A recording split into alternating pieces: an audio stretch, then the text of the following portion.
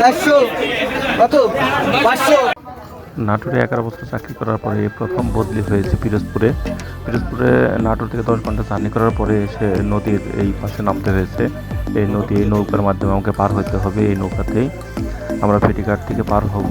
এটা হচ্ছে পায়রা নদী। এই নদীতে প্রচুর ইলিশ মাছ পাওয়া যায়। এইখানে প্রচুর ইলিশ ধরা পড়ে এবং ওই বাম পাশে রয়েছে তাপ বিদ্যুৎ কেন্দ্র। যাক, আমাদের নৌকাটা ছেড়ে দিয়েছে।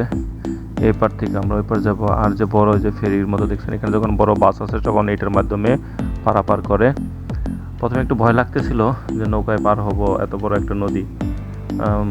অনেক যাত্রী ছিল নৌকার ভিতরে। আর এই যে এই লোকটা বাজার টাজা নিয়ে উঠেছে নৌকায়। যাক, এখন কি আর করার, চাকরি যখন করতে হয়, ট্রান্সফার দিলেও কিছু করার নাই।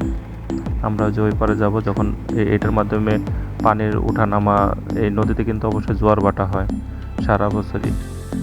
কিছুক্ষণ পরে জোয়ার আসবে, তখন নৌকায় পানি থই থই করবে। আমাদের গন্তব্যে এই পারে চলে এসেছি। এখান থেকে নেমে আমরা ওই সামনে কিছু বটবটি আছে, সেইখানে বটবটি করে বরগুনা সদরে যাব। তারপর যাক, নদীটা ভালোভাবে পার হলাম। মাত্র 25 টাকা ভাড়া নিয়েছে। ওই পার থেকে এই পারে আসতে 20 মিনিট সময় লেগেছে। ওই যে ওই পার থেকে আমরা এই পারে চলে এসেছি। ধন্যবাদ আল্লাহকে নিরাপদে পৌঁছায় দেওয়ার জন্য। অনেক মানুষ সবাই তাদের কর্মস্থলের দিকে যাচ্ছে। প্রথমে এসে আমরা হোটেলে উঠছি, সেই হোটেল থেকেই নিচে নামতেছি। অফিসে সকালে 9টার সময় হোটেলে চলে এসেছি। এসে এমন একটা ঘুম দিয়েছি, ঘুমের দেখেছি বিকাল 5টা বাজে। নাস্তা নাস্তা করে রেস্টুরেন্টের পাশে একটা খাল ছিল, সেখানে দাঁড়িয়ে একটু ভিডিও করলাম। পরিবেশটা ভালোই, ছোট্ট শহর। মূল মাথা নষ্ট হয়ে গেল, একটু সামনে ছিল বাজার।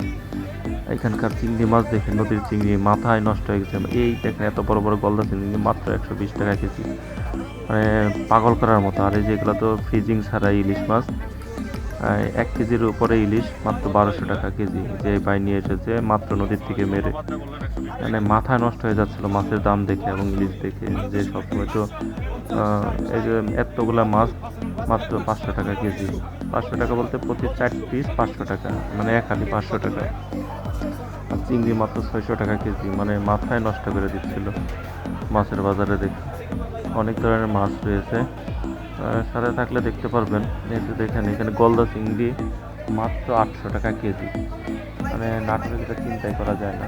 নাটোরে অবশ্যই সব কিছুর দাম সস্তা, কিন্তু এখানে এত ফ্রেশ মাছ দেখেন। এখানে অনেক ধরনের মাছ রয়েছে। ইলিশ মাছ আমরা সবসময় আইস দেওয়া দেখি, আর এখানে মাত্র নদীর থেকে মেরে মানে বাজারে নিয়ে এসেছে মাছগুলো বিক্রি করতে। এগুলা সামুদ্রিক কাপিলা মাছ, খুব সুস্বাদু। আর ইলিশ দেখে আমার মাথাটা মানে নষ্ট হয়ে যাচ্ছিল। মানে কালারটা এত সুন্দর আর এত কম দাম। এই 4টা ইলিশ মাত্র 400 টাকায়, চিন্তাই করা যায় না। আর সবচেয়ে বেশি মাথা নষ্ট করে এই চিংড়ি মাছগুলা, গলদা চিংড়ি। খুব ভালো লাগতেছিল। কিছুক্ষণ ঘোরাঘুরি করে বাজারটা দেখলাম। মাছগুলো দেখে আমার খুব মানে লোভ লাগতেছে। মাত্র 120 টাকা কেজি হচ্ছে আপনার এই কাঁকড়া, যা মানে সব কিছুই লোভনীয় এবং ফ্রেশ। মাছের ব্যাপারে অন্তত একদম ফ্রেশ জিনিস, এটাও ফ্রাই অনেক ভালো লাগে। এরপরে আমার কলিগ ফোন দিল।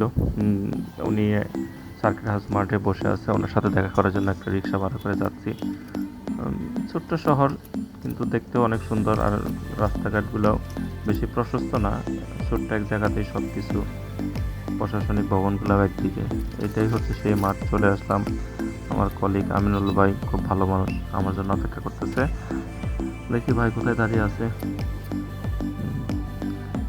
অনেক মানুষই এখানে বিকালবেলায় দেখা যায় আড্ডা মারতেছে। ওই রিক্সাওয়ালার সাথে আমি গল্প করতেছিলাম, চাচার সাথে। ওই যে আমার ভাই আমিনুল ভাই দাঁড়িয়ে আছে, আমার জন্য অপেক্ষা করতেছে।